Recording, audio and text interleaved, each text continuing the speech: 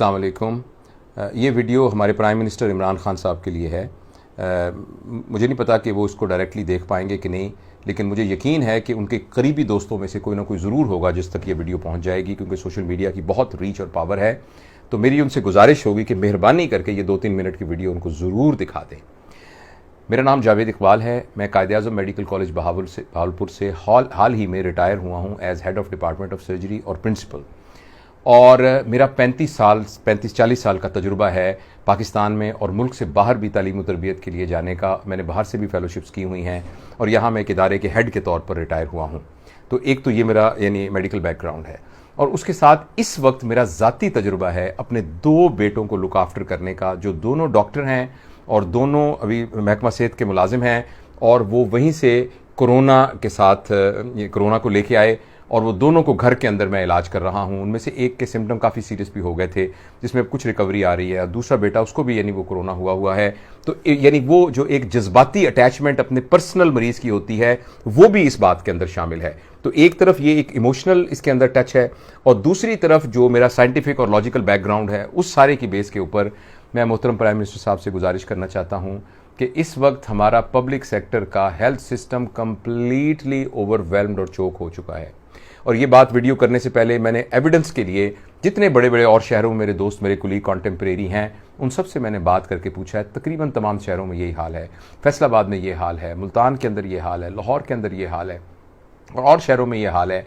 तो अब मुझे आप ये बताइए कि अब अगर हमने इस वक्त कोई ना कोई अनपॉपुलर डिसीजन लेकर मुकम्मल तौर पर लोगों का मेल मिलाप जो है इसको कम ना किया, तो कुछ देर के बाद एक मरीज पड़ा होगा और कोई जगह नहीं होगी, अभी भी कोई जगह नहीं है जिसको हम जहां लेके जा सकें। तो ये मेरी आपसे गुजारिश है। मैं आपकी इस पॉलिसी से मुकम्मल इत्तेफाक करता हूं कि हमारा वेस्ट की तरह सूरत हाल नहीं है। आप बेल आउट नहीं कर सकते, सारे लोगों को पैसे नहीं दे सकते, इसलिए आपके लिए मुकम्मल लॉकडाउन करना मुमकिन नहीं है। लेकिन खुदा के लिए जो SOPs हैं उन पर तो स्ट्रिक्टली अमल करवाइए।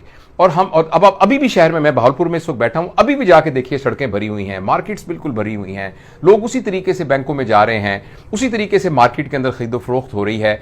तो अगर हम ये समझते हैं कि सिर्फ मोटिवेशन के साथ हम कहेंगे और एक छोटे छोटे इश्तिहार टिकर्स चलने शुरू हो जाएंगे और टिकटॉक वालों को हम कहेंगे कि अपनी आप उसके ऊपर लोगों को कहना शुरू कर दें, लोग एकदम कहेंगे चूंकि एक इश्तिहार आ गया था इसकी वजह से अब मुझे बाहर नहीं जाना, तो ये मोटिवेशन से काम बहुत बढ़ चुका है। हमें इस वक्त स्ट्रिक्ट इंप्लीमेंटेशन ऑफ लॉ करना पड़ेगा। मेरी बेटी डबलिन में रहती है, वो मुझे बताती है कि 2 किलोमीटर के सर्कल से अगर हम बाहर चले जाएं और डिटेक्ट कर लें तो 2000 यूरो वो जुर्माना करते हैं और उस पर स्ट्रिक्ट इंप्लीमेंट करते हैं। मेरी आपसे गुजारिश है कि ठीक है, आप मुकम्मल लॉकडाउन किसी वजह से नहीं, वैसे तो मुकम्मल लॉकडाउन भी करना बहुत जरूरी है। डॉक्टर जावेद अकरम साहब जो हमारे बड़े भाई हैं और बहुत सीनियर यानी मेडिकल एजुकेशनिस्ट हैं और यूनिवर्सिटी ऑफ हेल्थ साइंसेज के डॉक्टर हैं और फिजिशियन हैं, उन्होंने पिछले दिनों ये रिक्वेस्ट भी की है कि लॉकडाउन नहीं बल्कि मुकम्मल कर्फ्यू लगाना पड़ेगा इसको रोकने के लिए।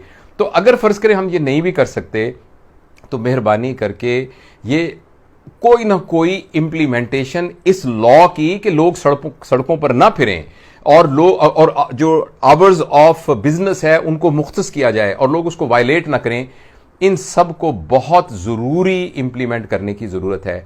अगर हमने ऐसा ना किया तो कुछ ही दिनों के बाद ये इटली और न्यूयॉर्क से वर्स्ट सिचुएशन हो जाएगी। ये मैं अपने मेडिकल नॉलेज की बुनियाद पर कह रहा हूं। देखिए, जो कोरोना का पेशेंट है, अगर अल्लाह ना करे उसको कोई एसोसिएटेड मेडिकल प्रॉब्लम हो गया, फर्ज करें उसको हार्ट अटैक हो गया और कोरोना हो गया, वो कहां जाएगा? इसी तरीके से एक किसी खातून की C-सेक्शन करना है और उसको कोरोना भी पॉजिटिव है, तो वो कहां जाएंगे?